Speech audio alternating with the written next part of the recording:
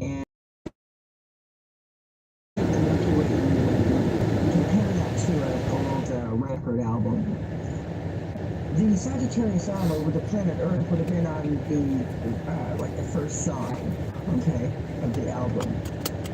And now it's more like we're right in the middle of the album.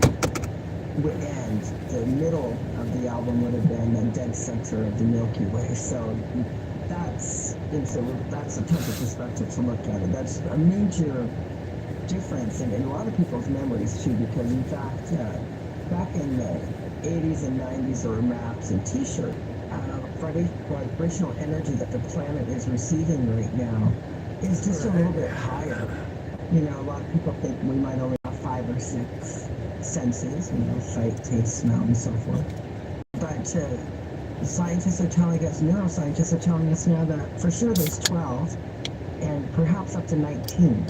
So imagine that for a moment, that you had 19 senses. Well, geez, what else could they possibly even be? So we already know to stick that and move into 7 senses and start to figure it out. But when we're talking 12 and up to 19, what we're capable of is really what we should be looking at right now. What exactly can the human consciousness do? So we have to really start to ask the big questions here. You know, I like to teach younger people the definitions of words the way that I know and see and where you know what you are and you see already and see and where you know what you are and you see already the limitations beginning to dissipate as you start to understand what you believe, you begin to experience the next step. And the Mandela effect is part of an awakening, and it's going to shake up people's reality, paradigm,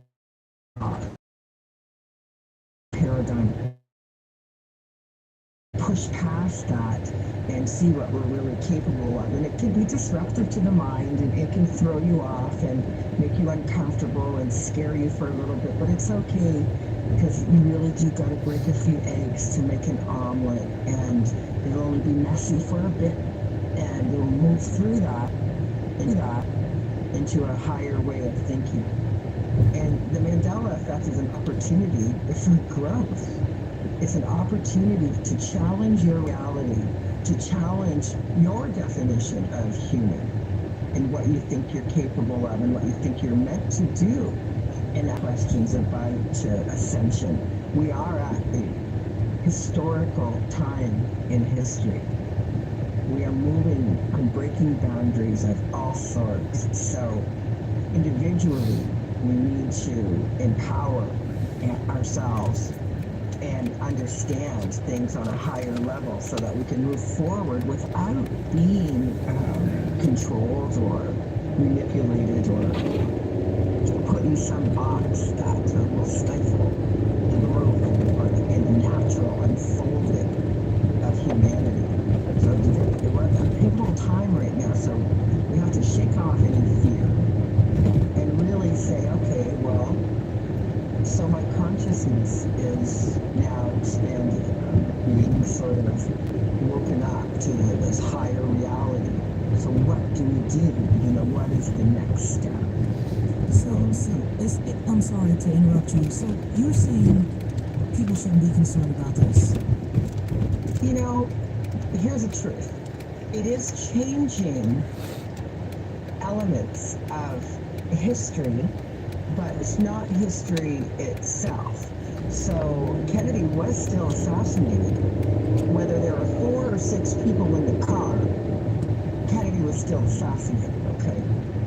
So, all right. So yes, history, only the details are changed, not the meat of it, you see. You know, we can look at the Mandela effect in another way. We can look at some of the things that are being eliminated, and that would be things like plural, which is creating an idea of sort of oneness. So it's not depends, adult diapers, it's depend. It began like this in past. In the beginning, God created the heavens and the earth. Now it reads, and my Bible did change practically before my very eyes. Now it reads, in the beginning, God created the heaven and the earth. See, why it changed? Why is that changing? Why are specific things changing? Well, you know, it was prophesized that things would change. They said really they've changed before, but there hasn't been a time on the planet when so many people could read to notice these changes. I believe Jesus said, know the words in your heart and mind because the book will change. So some of the changes in the Bible that we see that were alarming to people, and I totally understand, were the laying down with the lion and the lamb, and now it's changed to the wolf and the lamb. Well, you know, instinctively, this imbued in the psyche of man, wolf is not to be trusted, you know, the big bad wolf. So laying down with the lion and the lamb meant that there would be this peace, okay? You know, the lion is majestic and ferocious, and the lamb is gentle and meek, but they could lay together in peace. So this was inspiring. Now, the wolf, though, symbolizes to humanity and to the mind something that's really not that trustworthy. You know, so that's concerning.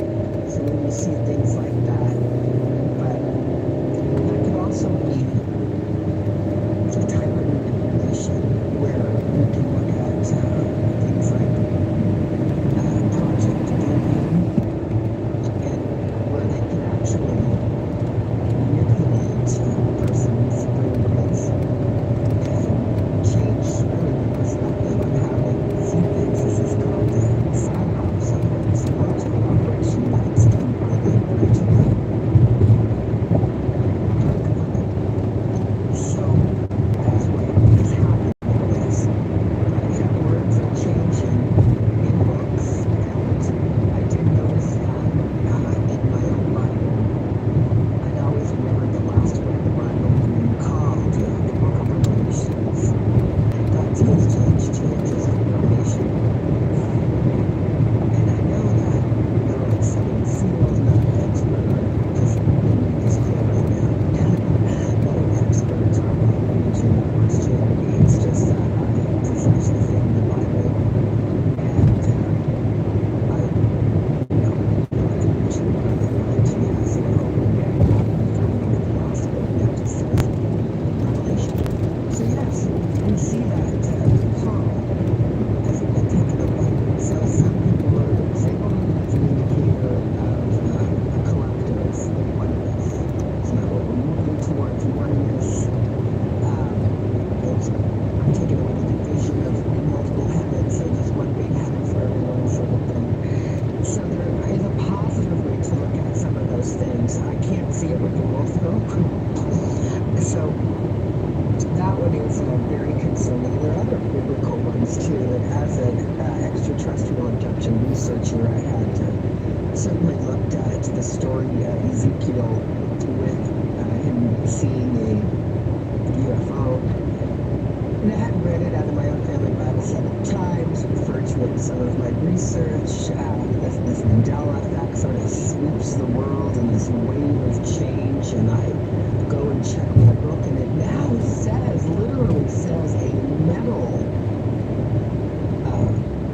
ship in the sky with flashing lights. And I never said that before, okay? It's described it as a wheel within a wheel, and 4 faces that were spinning. And so it changed it completely. And I did notice that there were some words in the Bible I'd never noticed before, like because and stuff. I'm like, what? So this is now, and so this is when I begin to move into the way of viewing the Mandela effect as we are now viewing a reality just from a different level of consciousness. And at this next level of consciousness, we're not on the same rules of grammar. I see some things are misbalanced. So I want to ask you this. You know, for those that may not know, can you break down the meaning of ascension? Ascension is the simplest term is to rise, but ascension is the soul's path home. It is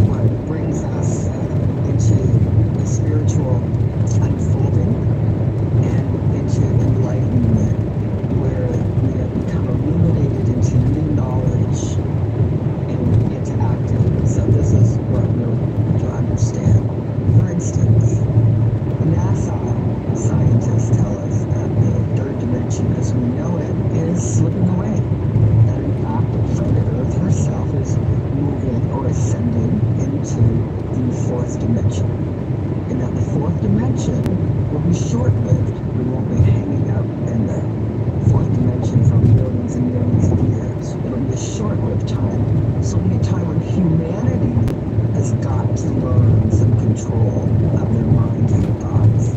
Because as we move into the fifth dimension, we'll have more instant manifestation of our thoughts. So what you think, you will create instantly.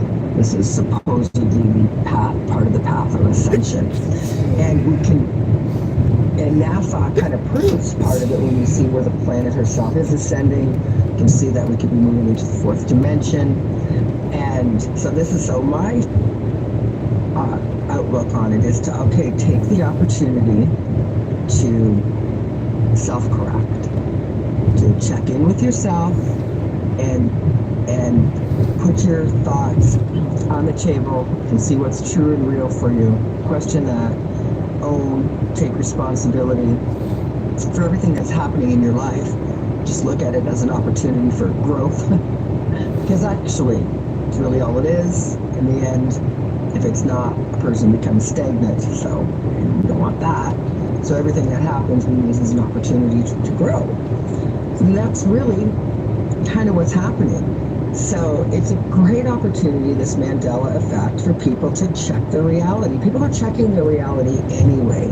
Their reality is, hey, are there non-human beings out there? Are there ghosts?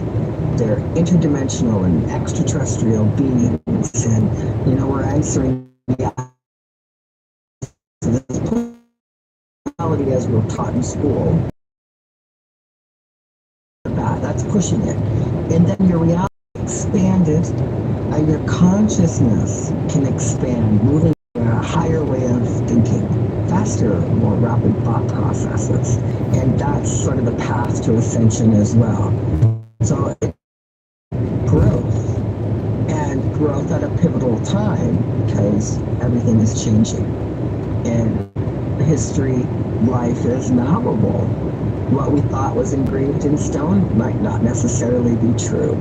That things are more fluid, in fact, that the soul and consciousness is more fluid, which I think people on a certain level have an understanding of that anyway, no matter what religion. They sort of know that the soul is fluid and moves on. And now we're just going to be a little bit more aware of it. Now, you talk about instant manifestation. It's interesting that you say that, because I've heard probably several psychics talk about that's how in the spiritual world sometimes they are confused about even not being alive anymore, because now they're able to just think about something and they're there instead of having to walk there, drive there, whatever. It's interesting that you say that. It almost sounds like we're not going to be in our physical bodies anymore. Well, that's a possibility. I actually believe you have a choice. See, as you sort of move through the fourth dimension, in order to get to the fifth dimension, you sort of have to be light of heart and mind. If you're holding emotional baggage, if you haven't done your work, if you haven't healed your wounds, so to speak, you're too heavy to transcend into the fifth dimension. So that negative energy won't allow you to rise. In the mind and body. To feel peace on this journey. It's really not fearful. We need to be educated and to understand our environment. Really when we look at the human body, it's basically very much like an antenna. It's mostly water and cells. It's like a battery sort of sending this energy. And we interpret the world in our hands and eyes.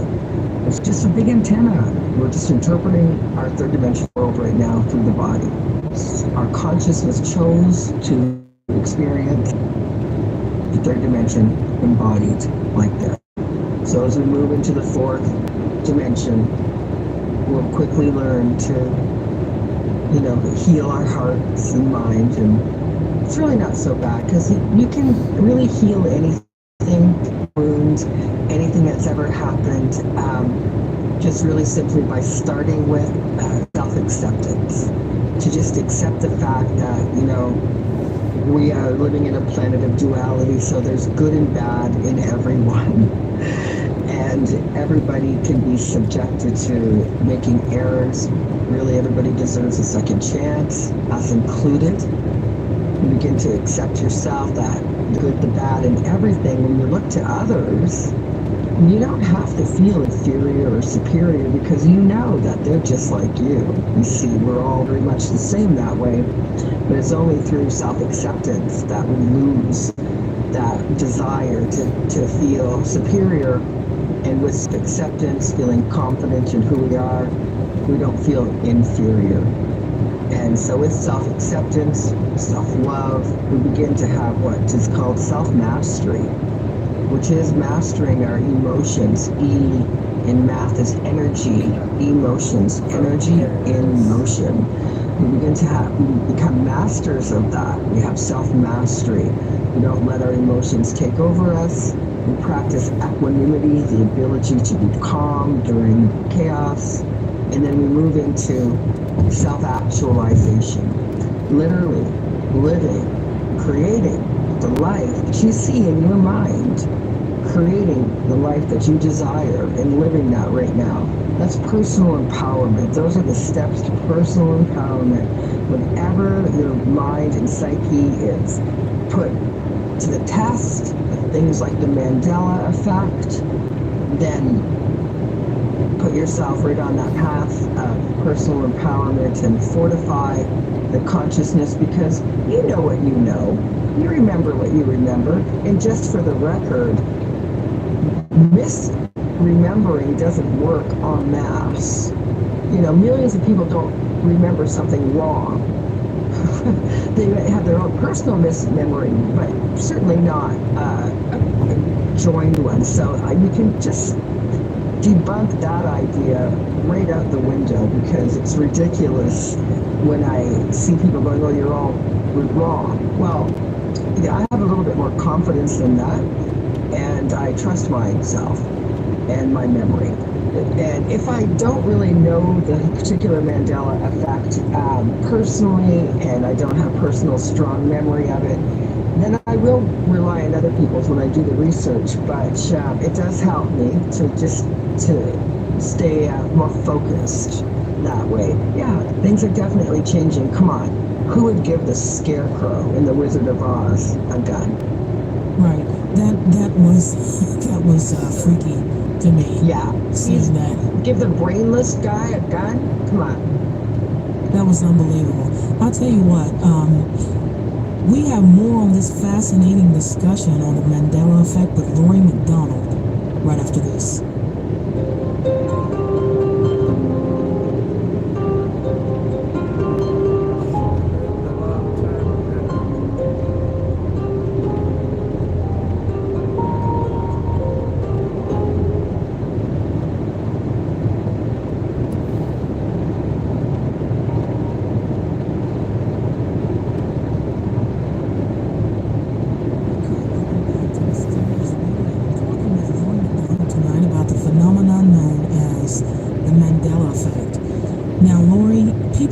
To my attention, and I've researched this a little bit as well. The changes in the human body, the position of the heart. Our rib cage is longer than what I remember by looking at the diagram. Now, our large intestines, if you look at it, if you Google it even, okay, it shows that now the large intestines wraps around the small intestines, which is totally different than what I remember from biology. I mean, it looks very strange to me and doesn't make much sense as to why they would even be made to do that. Has our anatomy changed as well?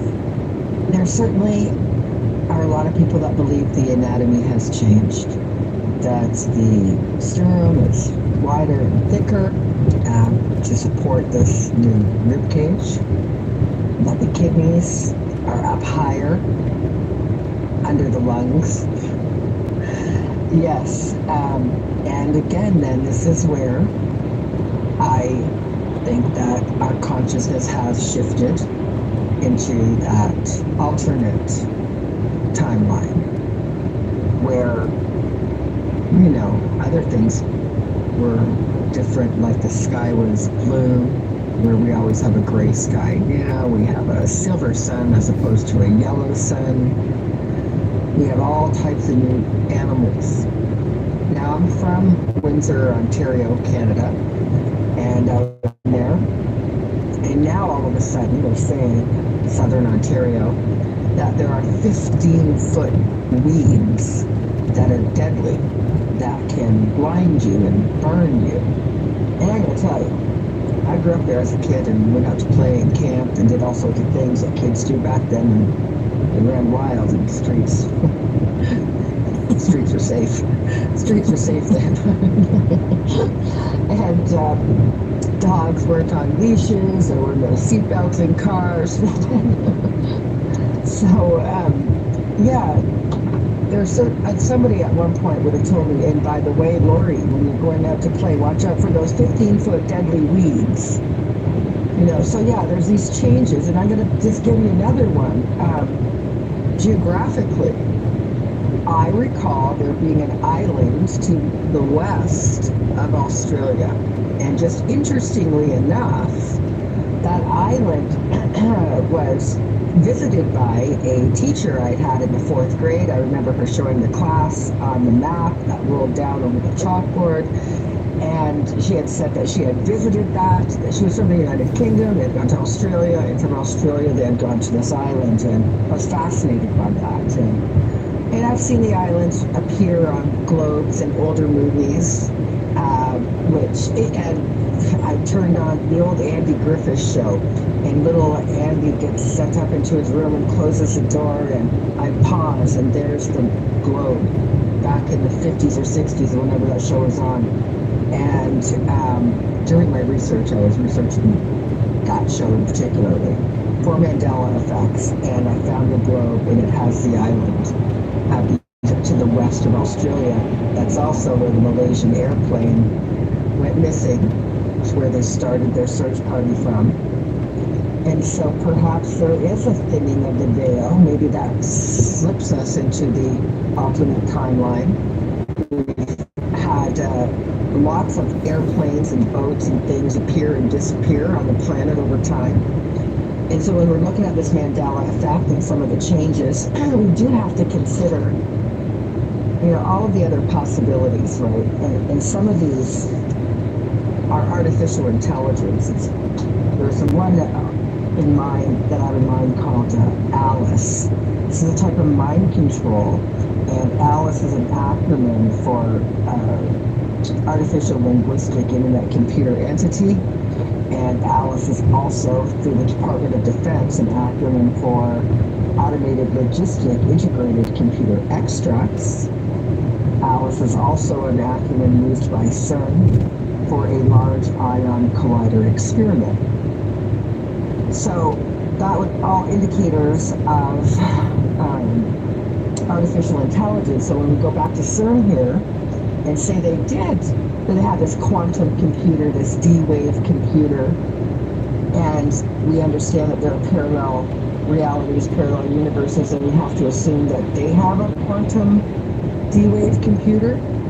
And if that's the case, for sure, with the ability of that type of D-wave, those computers are talking, and they could have gone rogue and in fact hacked the human consciousness. And that's a possibility. If we follow the artificial intelligence mind control aspect, Alice could have gone rogue, really, and tapped into the human brain via the collective unconscious. So that's really something we would have to look at, and how they might do that would be through sound frequency, a sound we don't hear outside of our range that affects the brain. So it therefore changing us and our perception. Can it change our optical perception? Actually, it can. So that, unfortunately, is one of the other possibilities with the Mandela effect, so yeah, if they could have hacked the consciousness. And if they did, then they could just cut and paste us and drop us into the Orion spur, something like that. Then we'd have to consider the fact of simulated realities and a holographic universe. Put those two theories together, and then begin to look at our environment now, see what is simulated or aspects of it simulated on top of the actual biology.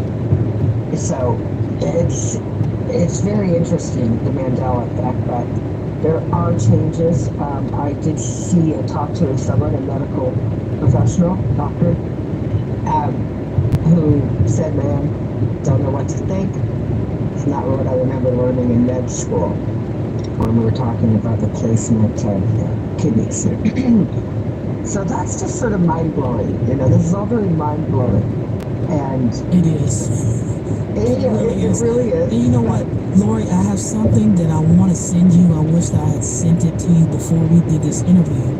I stumbled upon a video on YouTube where they said exactly what you're saying, is that they had hacked into the collective consciousness, okay? And we're making all these changes, even to our anatomy. I can't wait to show it to you. Okay, to see, and then you and I will talk again. I'll have you back to see if we can piece together some of these things, okay? Yeah, because, the human body, again, just the vessel for the consciousness. But if we think we're stuck in the vessel, we're going to really limit our growth and possibly miss our window on this ascension path. So we have to make sure that we're not manipulated by psyops or mind control or any type of artificial intelligence, and just look at it like maybe they did, in fact, create this ion collider, and through their experimentation they created a tear in the fabric of reality, and that you are converging and overlapping. Is that possible? I think it is possible. There's a problem with this. This problem with the Mandela effect is the parallel universes are parallel. The ascension process needs to go up, to rise. If we continuously move from one parallel reality to another, then we're imprisoning ourselves in the third dimension, where our energies then can be manipulated by other entities, such as the archons, who the best explanation for that type of extraterrestrial was told by the ancient Gnostics. And it is a parasitic extraterrestrial that has advanced technology, would actually have the ability of keeping people trapped in this third dimension. It robs the consciousness of the chance for ascension, and I believe the ascension is the natural path. That's what we're supposed to be doing. And if we allow them, don't gain control of the consciousness ourselves through personal empowerment and self-mastery, then they'll just basically cut and paste Tim. They'll just drop us into whatever reality they want. So I think we need to use these Mandela effects to wake up and ask the big questions, and just maybe all collectively grow and have more control. What do you think the purpose would be to just drop us in any reality that they wish? Well, I don't know, the human body and mind seems to be of great interest to extraterrestrials. We see that the human body possesses amazing energy, our cardio-electromagnetic energy, and within our own electromagnetic field, can push energy through love, through the heart, right into space. We're really very amazing beings, and we know nothing about ourselves.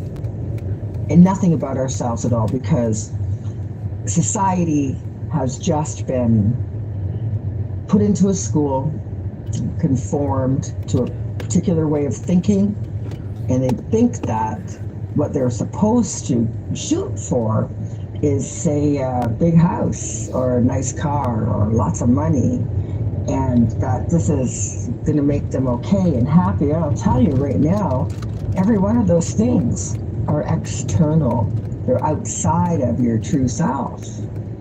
That if you, what your goal should be is to move into your own self, know yourself, understand what you really are, so you can grow now and see where the rewards are. And then you seek employment by doing the things that you love.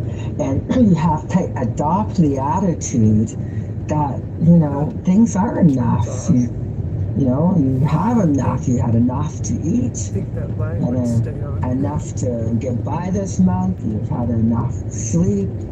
You're enough. Everything, it's okay, we don't have to keep, pushing all of our energy into this gross consumption and production of goods and this crazy wheel. It really takes us away from being well grounded. Our energy on the earth, we should be more in harmony, more synchronized with our environment. That's our nature, to be well grounded, but sort of forever aspiring unto the light. And that is like a tree, deeply grounded, but forever aspiring to the light, branching out, unfolding in your own personal self. We're all individuals, and individually we'll grow and then come into a higher collective self. Right now they have people separated and put into groups, and then they keep them in that box for as long as they can, then try to make them even feel bad about that box they're in or something, or that's really self-defeating. It really stops the growth process. So we have to maybe shake a lot of things up, starting with our views of what is healthy. What is a healthy human? And like I said earlier, what is a human? Wow, this is just very hard to take in, honestly. We discussed the anatomy changing. Okay, so we'll talk about that just for one moment. Have you heard about any doctor expressing concern about the anatomy changing? Because to me, honestly, it looks as if it has indeed changed. I haven't had an opportunity to go really in length, but I plan on that. Like I said earlier, I'm on the board of Opus, and Opus has a network or a resource for extraterrestrial implant removal. But because he's a surgeon, he'll have knowledge that far exceeds mine on the human body. And I am looking forward to that conversation and presenting, or at least, having him look at the Mandela effect and then presenting him with some of the evidence, really, that I think I have gathered. The least amount of Mandela effects are in areas where they have no cell phone reception and very sketchy internet. Oh, that's interesting. Isn't it, though? Yes. Or maybe it's because, it's got to do with some signals. Well, we live in an electric universe. I mean, everything is energy. Everything is electricity. So it's, we just got to get in sync here and understand how to use it for ourselves. Because it seems like there is certainly listen, if you don't control your own mind, there's a very good chance somebody else would like to do that for you. And people need to really wake up to that and see, listen, there is subliminal marketing. When I was learning to be a hypnotherapist, I was told 12% was legal. I heard in 2013 the laws in the United States changed, and they said that there is no percent cap on what you can use in subliminal messaging. So who knows what messages are being sent to people when they watch TV and commercials and so on and so forth. There's a lot of different types and layers of mind control. Some of them might not be for such nefarious reasons. They may be just to push you into the direction of buying their product. But again, now we're in that loop of consumption and production. Not healthy. I agree. So, before we go, I would like to talk about some of the more obvious changes because I want the listener to do their own research for some Yeah, of the and things that's that what you it's have going to found. be. The listener is going to have to find their Mandela effect and then pull that thread and follow that research. There's a lady in my neighborhood here, and she just thought she had an answer for everyone. That's a logo change. So she had an answer for everything and debunked it. I told her, I'll tell you, listen, you know what? I don't want to try to convince you. Hmm. I said, you know the movie Star Wars. Okay, now this she knew, this she owned. So she went home. I said, you play it. I'm gonna come back to your boutique tomorrow and you tell me. I saw her neck stretching, looking out the window. I'm coming down the sidewalk. She couldn't wait to see me. I went into her shop and she's like, oh my God, oh my God. I played Star Wars. And the whole family waited for him to say, Luke, I am your father. And he didn't. He said, no, I am your father. And that was her personal Mandela effect. So now her mind is open and receptive to the change, and she'll begin to look. For other people, the Bernstein Bears was a big one, okay? Because the question was never, was it Berenstain? It was whether it was Bernstein or Bernstein Right, Bears. right, right. Yeah, so for that was a big one because I actually read those books to my son, and I read that those as well. yeah, that was just come on, And you and know. and Kit Kat. I mean, I eat those all the time. I know there was a dash there. There's no longer a Mm. dash. J.C. Penney is spelled wrong. This is Oh yeah, I totally agree with. I am from Canada, like I said. I moved to the United States, and the first credit card that I got was from J.C. Penney.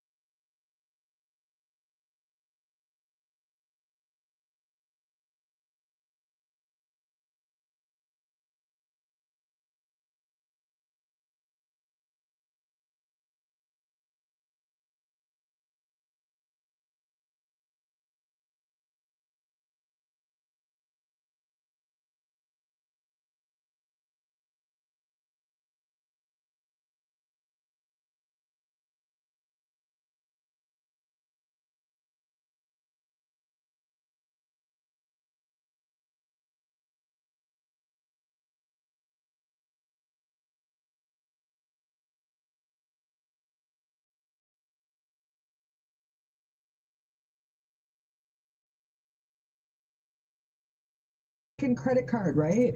And then now it's Penne. Yeah. It's just Penne. Like, come on now, right?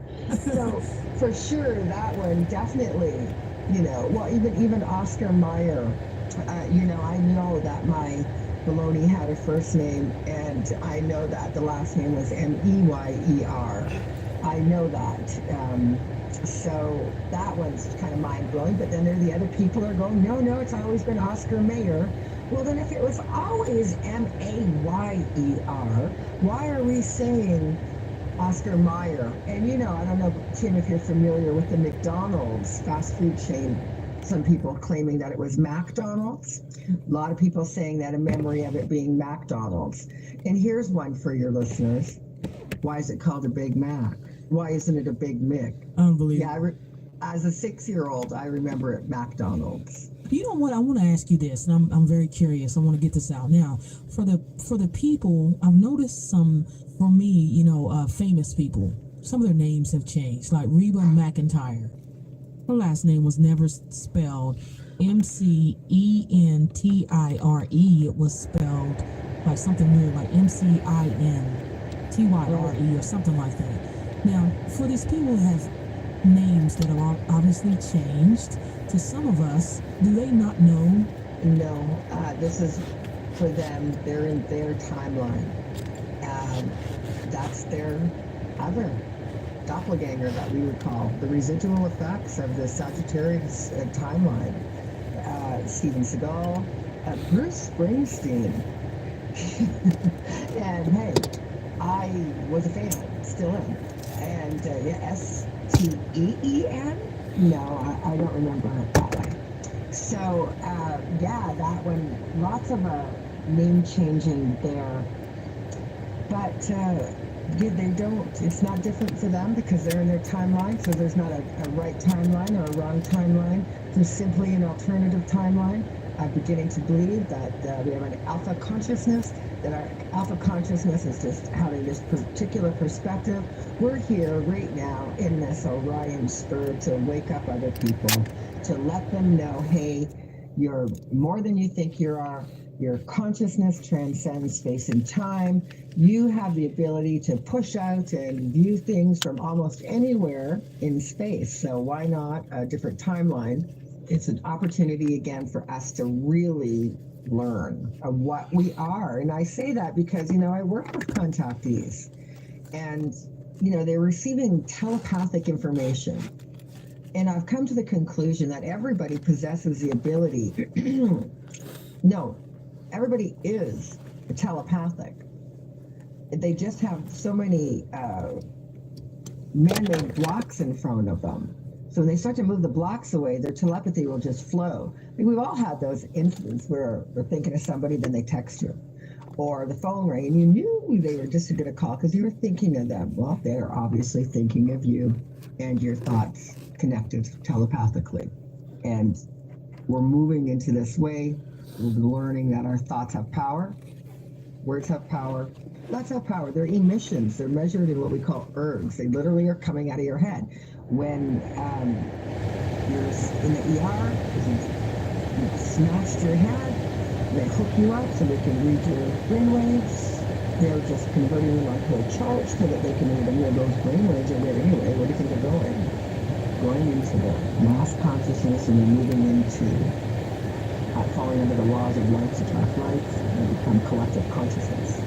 And so people tap into it and do that unconsciously. Because we're very unaware of what we are and how we work.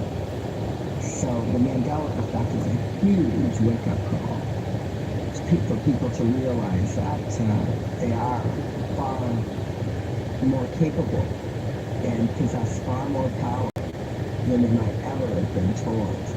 And that in order to really move into this, it's time to get on your own personal path and make sure that your energy is clean and clear. All right, that's all the time we have for tonight. I'm going to give you the opportunity to share with my listeners where they can find more information about you and your work. Sure, you can check out my website at turnyourhypnotherapy.com. You can follow me on Twitter at Lori's Turn You. Also, I do empowerment retreats, and specifically for women.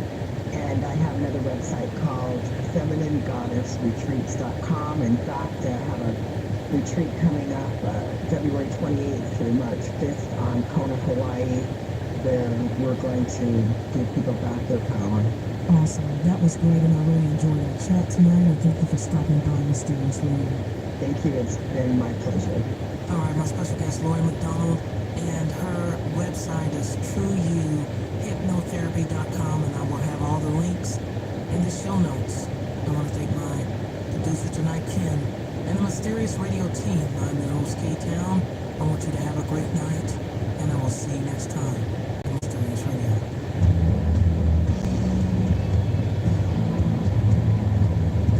Like the show? Get more Mysterious Radio on our website. And don't forget to visit our Twitter and Facebook page.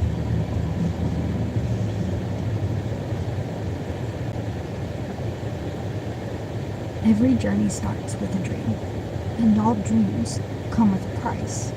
Saving is an uphill climb, but with goals, determination, and the right financial partner, there's no dream you can't reach. No peak is too high. So what are you saving for? Share your dream with us for a chance to win $1,000. Start saving with Banking and Talent.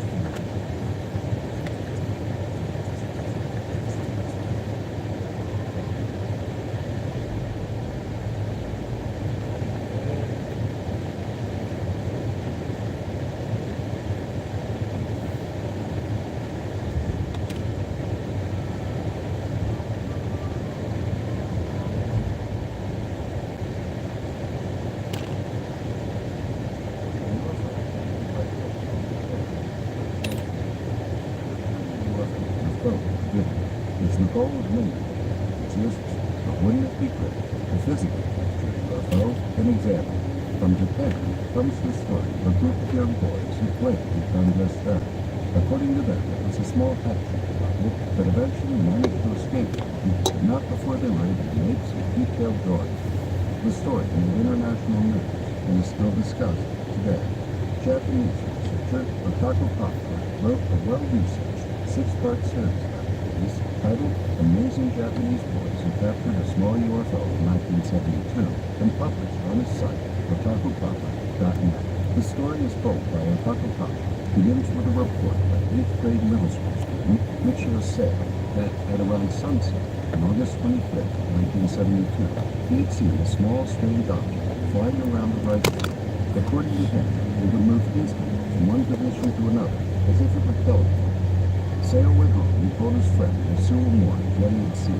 Yasuo told his older brother, Hiroshi, and the two of them, along with a friend of Hiroshi's, Kei Fujima, went to the field with Sale to see for themselves. A little after 8 p.m., Sale saw something flying around that had flashing lights. The other boys saw it and watched it move. As the boys moved towards it, it flickered with a silverish light. Hiroshi Mori reached out to touch the object, it suddenly broke and the boys ran away. According to the boys, it pulsated in 2 to 3 second cycles. After about 30 minutes, they approached again and saw that the object was gone. They went back the next minute and saw a 20-centimeter circle and 4 small indentations that formed a square. After this, the boys went out every night and their numbers were 9. They had more sightings and tried to take pictures, but the camera would fail, and the pictures would turn out blurry and sometimes completely black. According to Otaku Papa, on September 19th or 20th, depending on the source, the boys managed to physically capture the object they saw. On this occasion, when they got to the field, they saw an object shaped like a hat. They moved off to discuss what to do and came up with a plan. They would cover the object with a piece of cloth, pour water on it. They never saw it before when it rained, so they assumed what they were looking at was vulnerable to water, and then grabbed it. According to Otaku Papa, depending on the source, either Keiku Fujimoto, one of the later or Hiroshi Mori, covered the object, poured water on it, and then threw a cinder block at it. When the block hit it, there was a dull thud and no reaction from the object.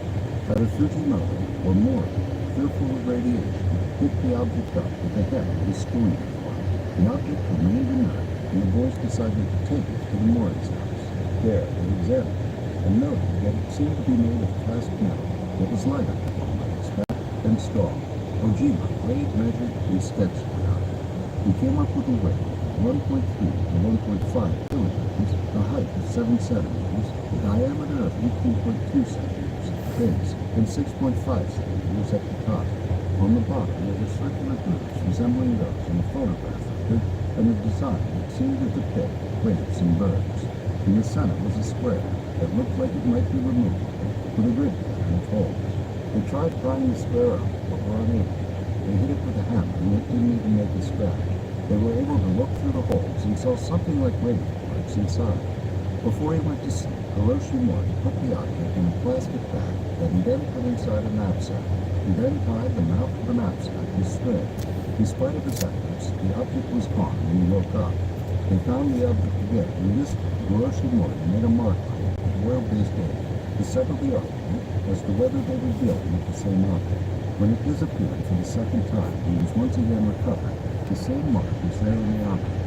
The cycle of disappearance and recovery went on for a total of 5 or 6 times until it finally disappeared for good.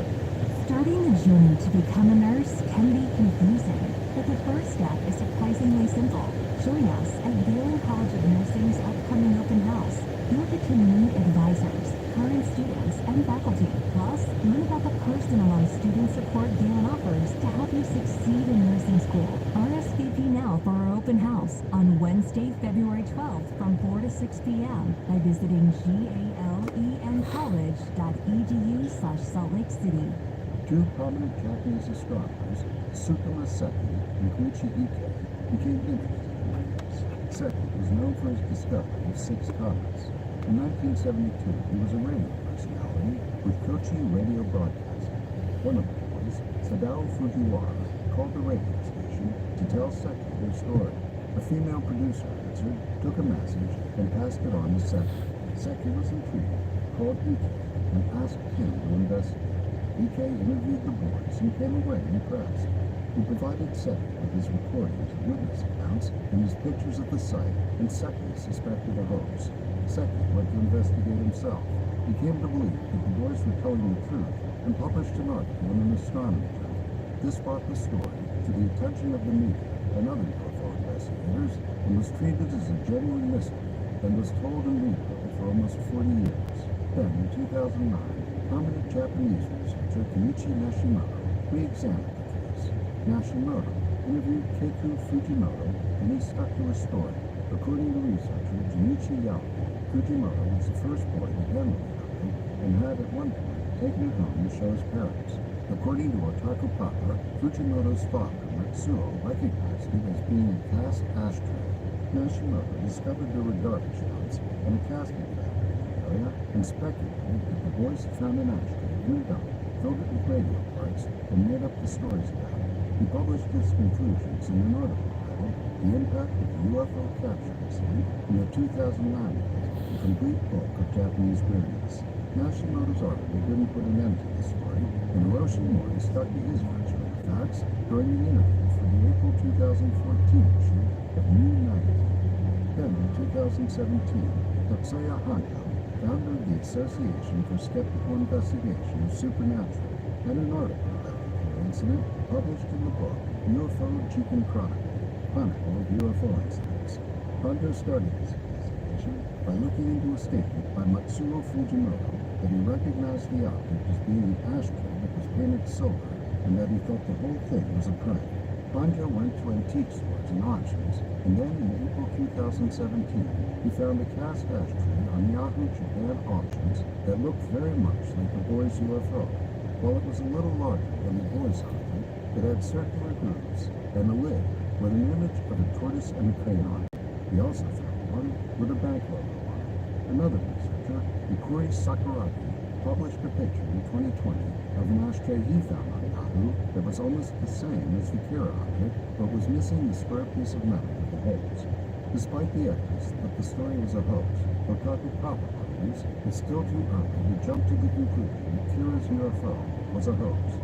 In support of the boy's tale, he brings up the fact that Saburo Fujiwara's mother, Kyoko, reported seeing a flying sausage-shaped object on October 26, 1972, a month after the boys said their UFO had disappeared for good.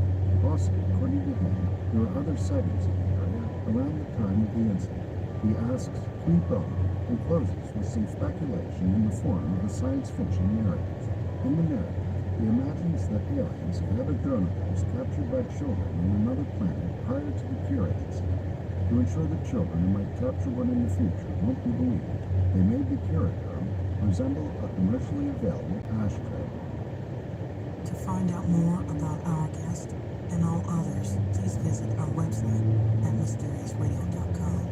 And I want to give special thanks to our co-creator and executive producer, Kim Kyle, who brought this show to you today. And working hard behind the scenes, our team of 4, I want to thank them as well. Follow us on social media and share the show with others that may like the subjects that we cover. I am your host, K-Town, and you're listening to Mysterious Radio.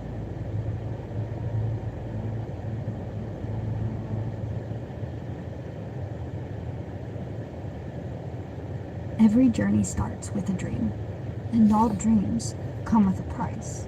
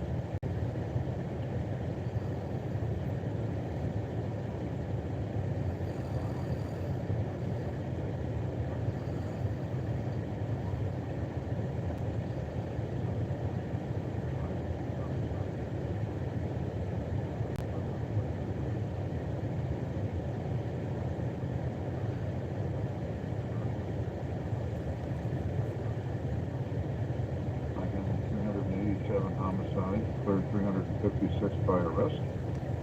31 I did not. If I was a football team and I was 356 and 31, I'd be a dynasty. As it is, I'm a dumb guy who doesn't have killed 31 people. Wow. You know what? So there you go. So let me ask you this: was homicide always your goal? Yes.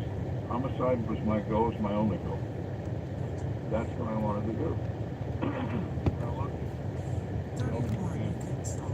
31 Right. cases you couldn't solve. We'll talk about those in a moment. All right, so 23 years in the Colorado Springs Police Department.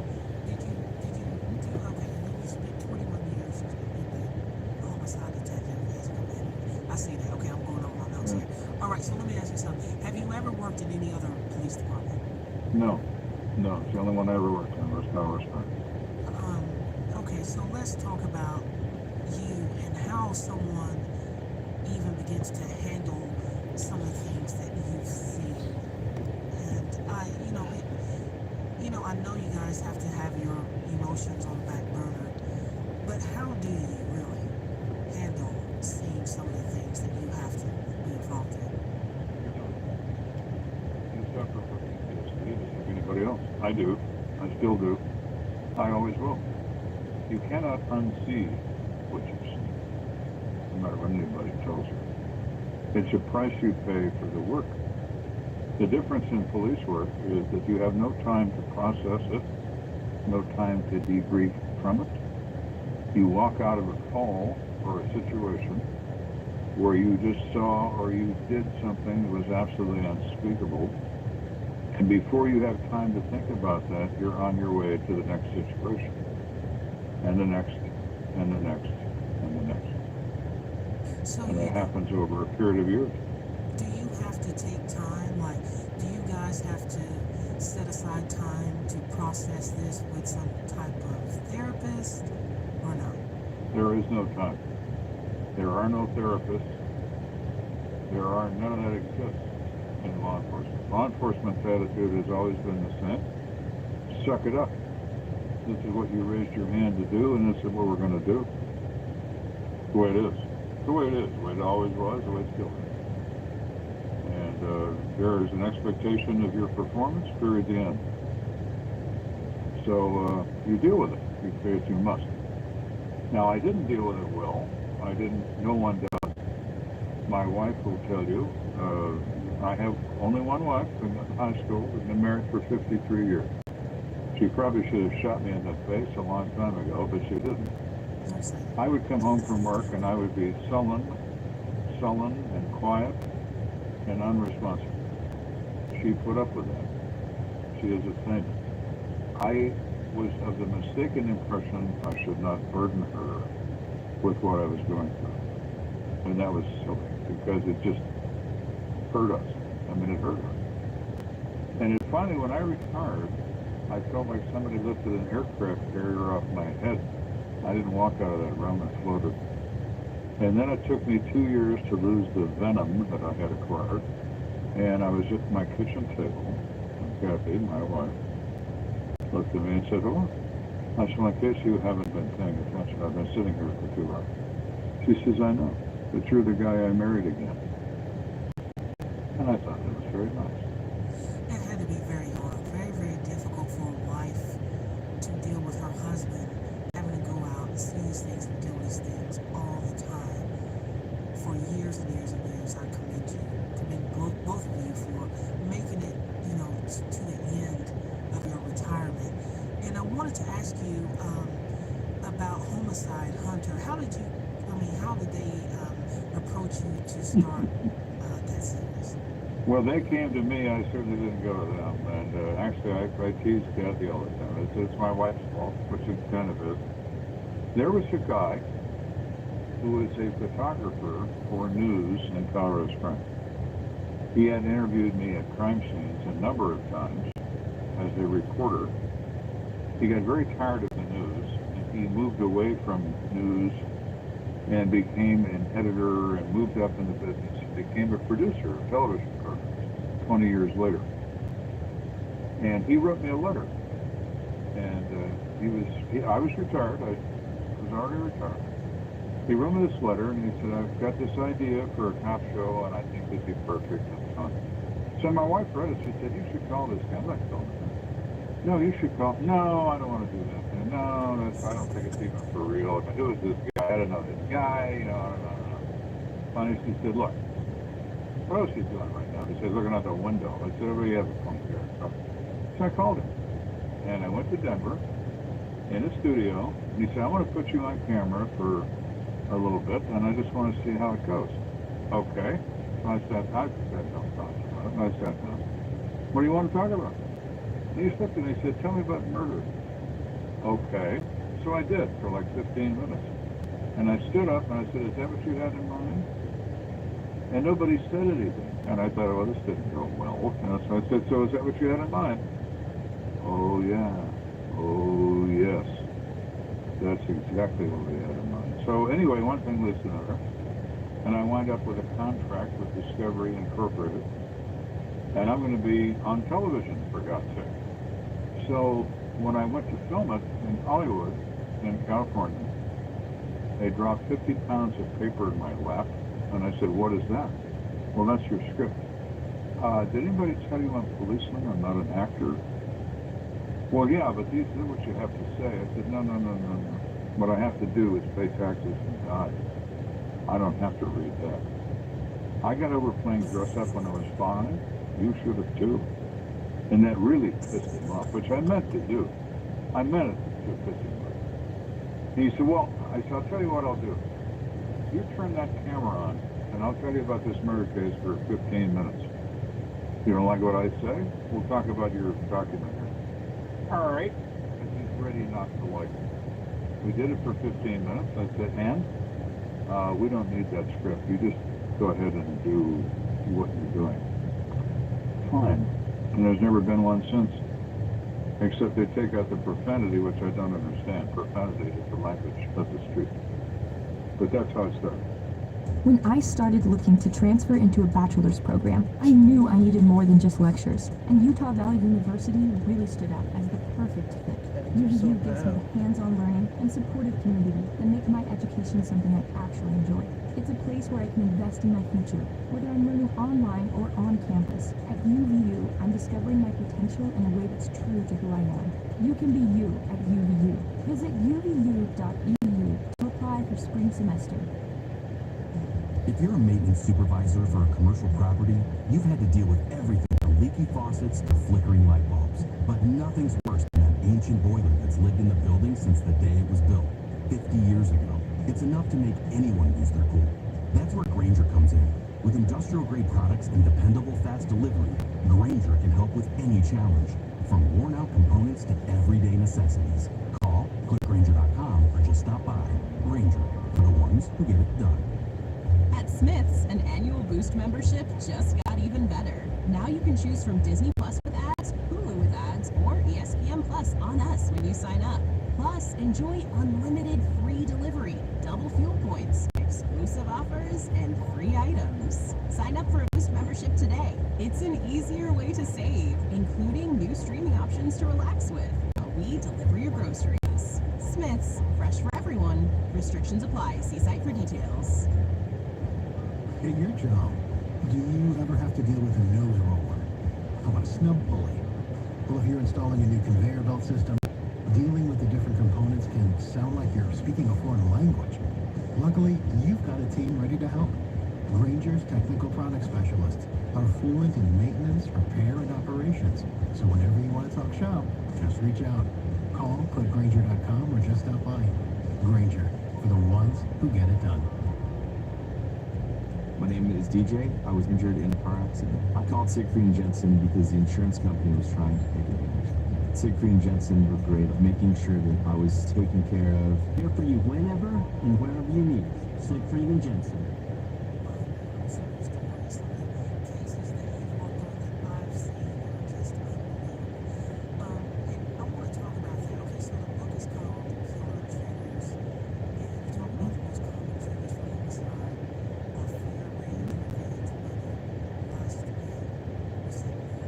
Drugs. Yeah. Oh, yeah, and drugs is in there.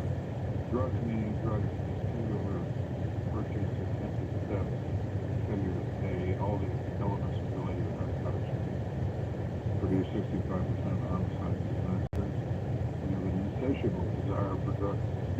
That's very, very simple. How many of those drug cases were you working on? Oh, lots of them. Yeah, lots of them. But being a low life, does not entitle you to kill them. Murder is against the law. And if you kill one of my taxpayers, I take it personally.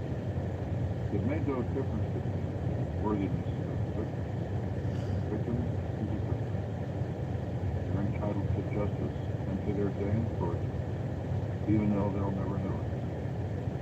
You'll have to stand in their shoes because no one else will. Let's talk about some of the cases you might tell us about. Some where I want to talk about especially one thing, the 31 that you were able to come in and get a resolution of fraud in those cases. Can you talk about what else first that really just stuck with you? Well, there is no one, there's 31. Now, the difference now is having been retired for a number of years, the cold case unit in the Powder Springs Police Department has solved 3 of those 31 as a result of advances in the science of DNA. We probably observed the evidence not occurred, but there have been advances. DNA evolves. When DNA first came to being in 1987, it wasn't used in the United States until 1990. At that time, you required a microliter of liquid to come up with a DNA profile, which is really quite a thick liquid. So if you didn't have that, you were kind of like not able to do much with DNA. But that science has advanced dramatically. And now you can get it from somebody touching it, from a human hair, a skin cell. It's incredible what they can do now. So they reduced that number of 31 to 28 as a result of DNA. Now, of those 3 days, I knew who it was. The third one, I had no clue. And that third one was a 24-year-old woman who lived on the west side of Colorado and was out for a walk, which was common that she would do in her neighborhood. And the next morning, she was found raped and murdered in an alley relatively close to her house. We worked that case like dogs for years. We never turned a suspect. We never even got close to one. There was someone on Earth at the time. That's all we knew. Fast forward to the very recent past, 20, 30 years later, a guy gets arrested for a sexual assault.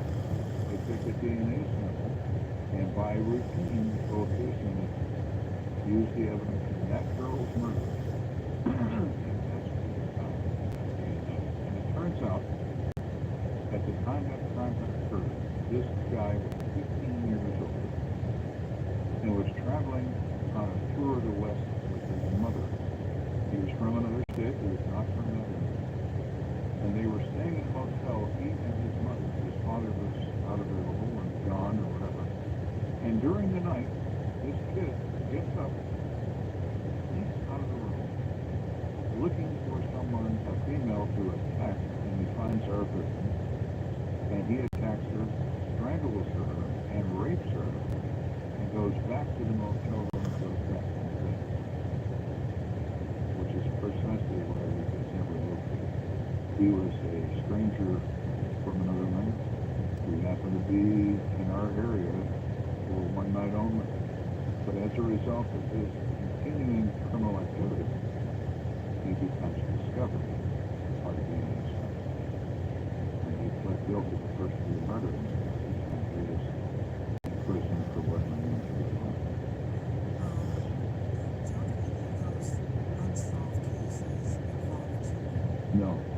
No, fortunately not.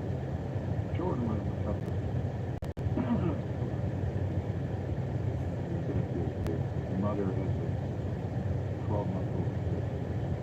She has a boyfriend that she develops, not the father of the child who moves her. Doesn't like it when the kid cries, puts the kid up by the ankles and slings him into a wall. Soon tells the police the kid fell off her sofa.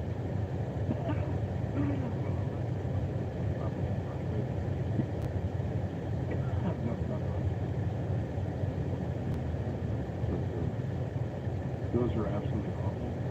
Absolutely awful. I'll give you you want an example of a tower killing that just really, I never stopped thinking about it, still thinking about it. Okay. I responded to a report of a house in a trailer park at 3:30 in the afternoon. When I got there, I got out of my car, as usual, it's a circus. There are EMTs, ambulances, fire trucks, police cars, and the press, and all the neighbors. It was 3:30 in the afternoon. Everybody's awake, everybody's around. It's a mob scene. There's a policeman standing on a very small porch. He puts 3 fingers down by his leg. This is indicating the victims. Okay. I walk up. So, there goes sir. Thank you. I walk in. On the floor in the kitchen is a woman who's 27 years old. She's in a pair of shorts and a halter top there for the summertime. It's hot as hell. She's sitting on the floor of the back of the gun. It says multiple gunshot wounds to the chest and face. Next to her is a 30-year-old white male who has a pressure contact gunshot wound to the right temple, and there is a gun near his hand.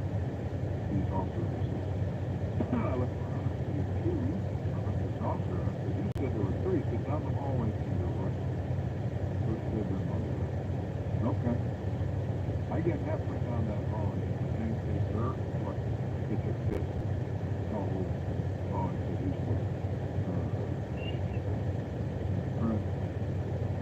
So I walked in at the, here is a 5-year-old boy, clutching the stuff down, and he's wearing pajamas that are identical to the pajamas my son wears.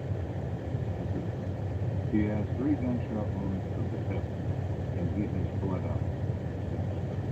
He is in a river of blood, and his head is crushed. I looked at him, and I saw my son, and I still do, and my son is now 50 years old. But you don't forget those things.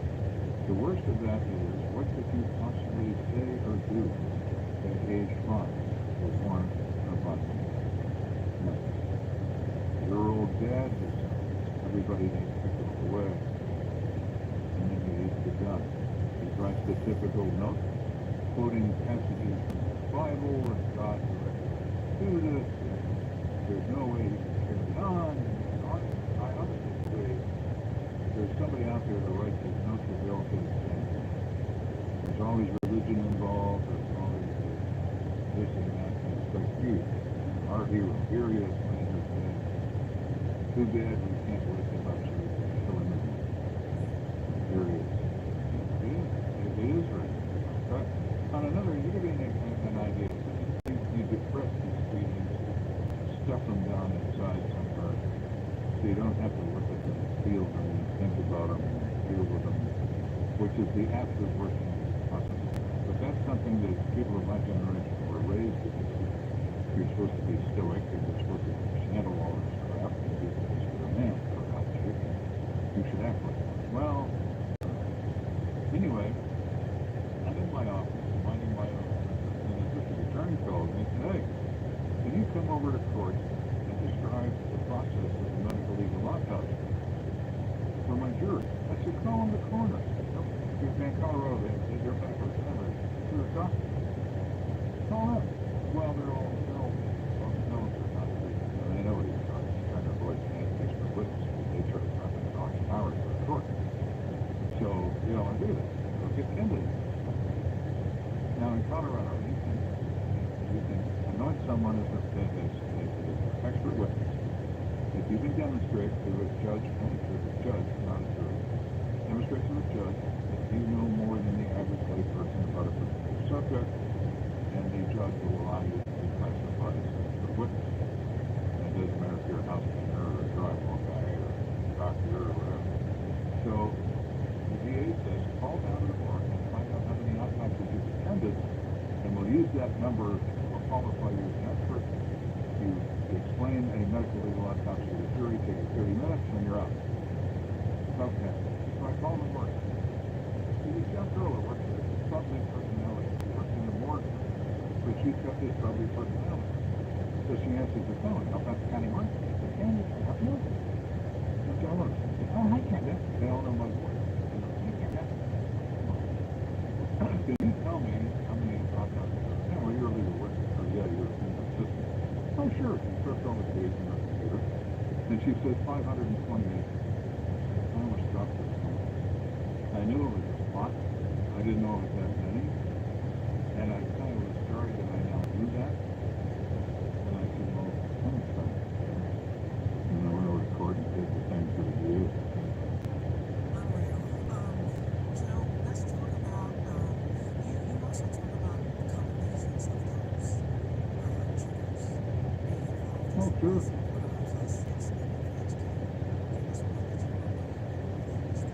Well, the interesting thing, first one needs an overview before you talk about it. The overview is this. Humans are very, very weird. When emotion overcomes one's judgment, humans revert to their worst instincts. Morality is normal. Consequences no longer exist. Limits are not to be observed. Only the thrill of the bloodletting prevails. We're not that far out of the tree. We like to think we are, but we're not. We just wear nicer clothes. That level of extreme violence is in all of us. Triggers need to be cool. Your emotions have to be played with. And if they're played with enough, everything else goes away. And you become really what you've always been. An instinctive animal, and you attack to death whenever you deem responsible for making you feel right. So you have a case where someone, let's say, for example, is one of this court involving a search affair. Now, what is a search affair? It is someone who has no concept of emotion. The only emotion they can feel is rage. They don't understand love or sympathy or empathy or any of those things. Nope, none of that can apply. They don't know what that means. They are absent of human emotion. My name is